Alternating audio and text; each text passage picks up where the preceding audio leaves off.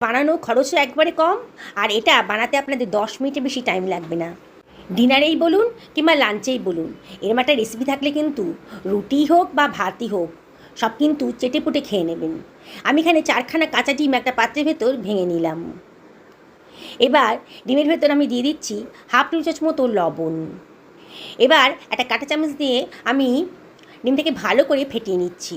খুব ভালো করে ফেটিয়ে নিতে হবে, যাতে লবণটা ডিমের সাথে খুব ভালো করে মিশে যায়। দেখুন বন্ধুরা, আমি কত সুন্দর করে ডিমটাকে ফেটিয়ে নিয়েছি। ডিমটা একেবারে ফ্লাপি হয়ে গেছে। ডিমটা খুব ভালো করে ফাটানো হয়ে গেছে। এইবারে আমি এর ভেতরে দিয়ে দেব একটা বড় সাইজের পেঁয়াজকে কুচি করে কেটে রেখেছিলাম, দিয়ে দিলাম। আর এর ভেতরে আমি দিয়ে দিচ্ছি কতগুলো কাঁচা লঙ্কা কুচি করে কেটে রেখেছিলাম, দিয়ে দিলাম।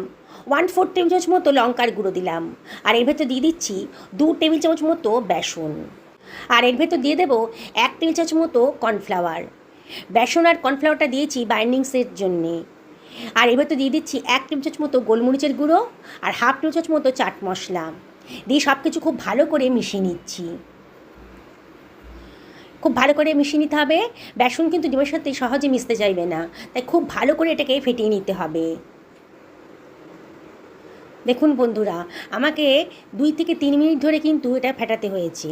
আমি একটা হুইস্ক নিয়ে নিয়েছি, হুইস্ক দিয়েই আমি এটা ফেটিয়ে নিচ্ছি। কার চামচ যেতে অসুবিধা হচ্ছিলো, তাই হুইস্ক নিয়ে নিয়েছি। খুব ভালো করে ফেটাতে ফেটাতে দেখবেন একেবারে বেসনটা কিন্তু ডিমের সাথে মিশে গেছে। এবার আমি এর ভেতর দিয়ে দিচ্ছি 1 টেবিল চামচ মতো সাদা তেল। তেলটা দিলে পরে খুব সফট হবে। আবারও আমি সব কিছু ভালো করে মিশিয়ে নিচ্ছি।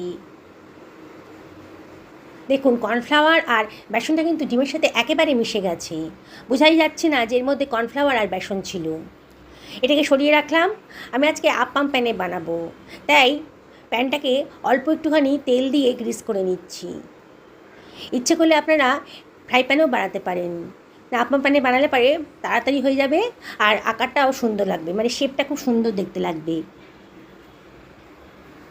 আপনাদের কাছে যদি আপ্পাম প্যান না থাকে তাহলে আপনারা ফ্রাই প্যানে ওটা বানিয়ে নিতে পারেন। আমি হাতায় করে অল্প অল্প ব্যাটার নিয়ে প্যানের ভেতর দিয়ে দিচ্ছি। দেখুন কীভাবে করছি। বললাম তো বন্ধুরা, 10 মিনিটের মধ্যেই কিন্তু আপনার ডিনার রেসিপিটা তৈরি করে ফেলতে পারবেন।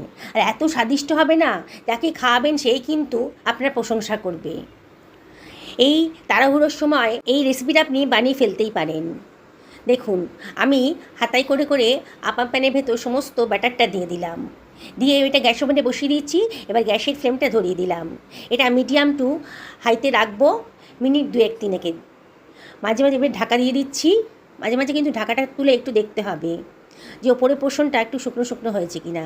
দেখুন মিনিট 3 বাদেই কিন্তু বোঝা যাচ্ছে সাইড দিয়ে শুকনো শুকনো হয়ে গেছে, সাইডে একটা কালার এসে গেছে। এবার একটা চামচের সাহায্যে আমি ডিমের গোলাগুলোকে, মানে ডিমের বলই বলছি আমি, এগুলোকে উল্টে পাল্টে দিচ্ছি। মাঝখানের পোর্শনে হিটটা বেশি পেয়েছিল তো, তাই মাঝখানের পোর্শনটা তাড়াতাড়ি রেডি হয়ে গেছে। আমি সমস্ত ডিমের বলগুলোকেই একটু উল্টে পাল্টে দেবো, মানে ওপর পোর্শনটা নিচের দিকে পাঠিয়ে দিচ্ছি। দেখুন কি সুন্দর একটা কালার এসেছে। এবার সামান্য একটু তেল, আমি সাদা তেল ওপর থেকে ছড়িয়ে দিচ্ছি, যাতে নিচের দিকটা খুব সুন্দর করে ভাজা হয়ে যায়। দেখুন বন্ধুরা, একবারে কতগুলো ডিমের বল আমি তৈরি করে ফেলতে পারলাম। আপনারা কিন্তু এই বলগুলোকেও স্ন্যাক্স হিসাবে খেতে পারেন।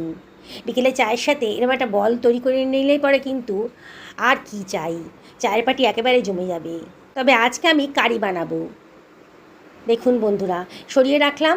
এবার একটা ফ্রাই প্যানের ভেতর 2 টেবিল চামচ সর্ষের তেল দিয়ে দিলাম, আর দিয়ে দিলাম গোটা গরম মশলা।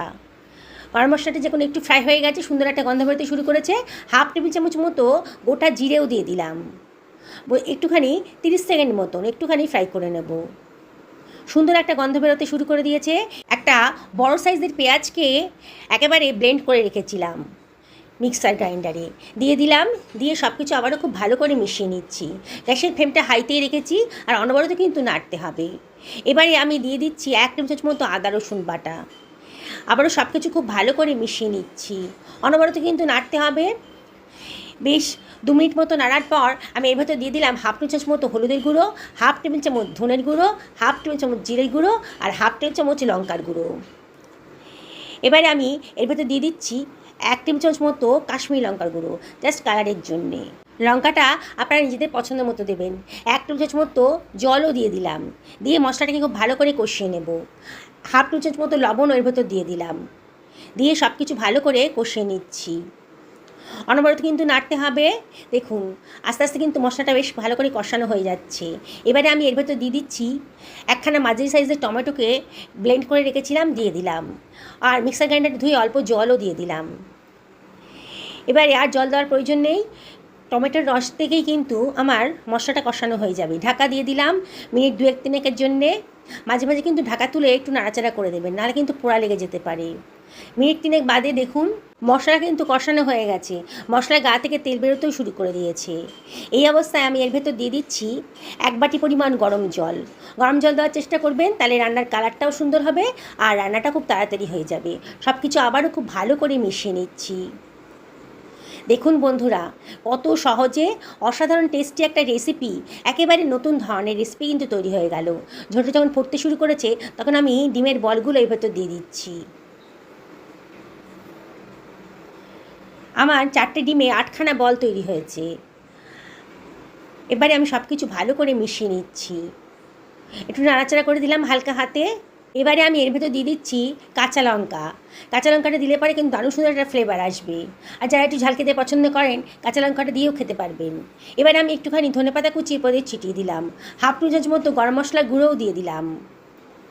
আর দিয়ে দেবো হাতে ডলে খানিকটা কসুরি মেথি, দারুণ সুন্দর একটা ফ্লেভার আসবে।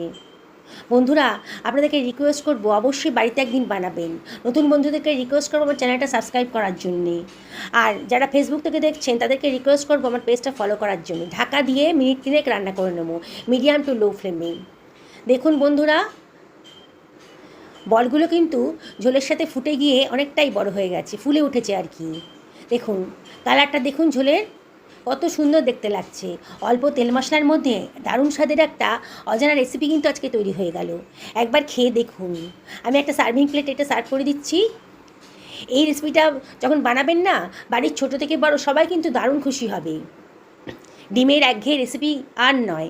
এবার এই নতুন ধরনের রেসিপিটা বাড়িতে অবশ্যই একদিন ট্রাই করে দেখুন। দেখুন বন্ধুরা কত সুন্দর দেখতে লাগছে। ওপর থেকে একটু ধনেপাতা ছড়িয়ে দিচ্ছি। এত কালারফুল হয়েছে না, খেতেও দারুণ সুন্দর হয়েছে। অবশ্যই বাড়িতে একদিন বানাবেন, আবারও রিকোয়েস্ট করছি। আর রেসিপিটা ভালো লাগলে পরে লাইক শেয়ার কমেন্ট করতে কিন্তু ভুলবেন না।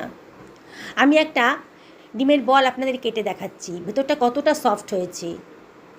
দেখুন বন্ধুরা কতটা সফট হয়েছে। সকালে ভালো থাকুন এই কামনা করে ভিডিওটা এখানে শেষ করলাম। নমস্কার নেবেন।